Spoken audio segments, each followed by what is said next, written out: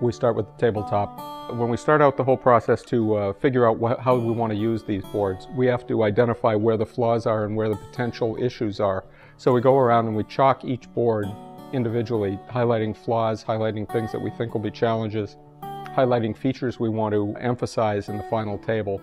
It's not getting rid of the imperfections, it's getting rid of the imperfections that cause you that draw your eye to them, or that cause you a physical problem.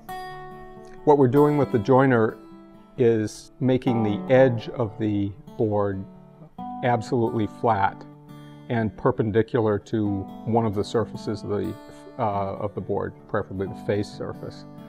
And then we glue up the tabletop by making sure that you have a nice glue edge so that you can't see the glue line once it's glued. Once we get the tabletop glued up, it's an approximate length and it's an approximate width.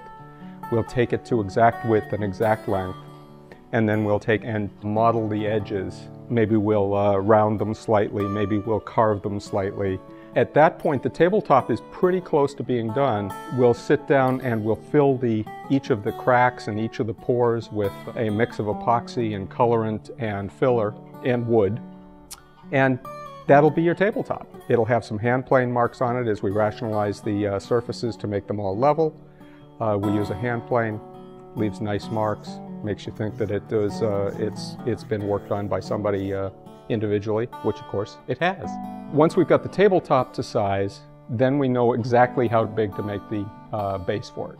The base consists of 4 aprons that run around the outside connecting 4 legs, and the legs themselves have to be turned.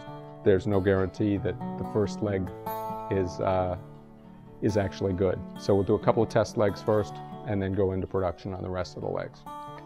Once that's all done, you glue up the base using the same PVA type glue. You'll put together some hold down system to hold the top down to the base. Then it goes into the finishing area. The base will get finished with a black milk paint with a solid clear coat on top of it. Milk paint is really wonderful. It looks beautiful, but there's no durability to it. So when you put a clear coat over it, that provides the durability and also gives you a good look. We'll probably put a couple of coats on it and distress it slightly so that you'll be able to see one color through the other color. The top will just have a clear coat. It'll probably be very minimal and it'll probably be something like a short oil finish. So simple, straightforward, more or less, and we have a table.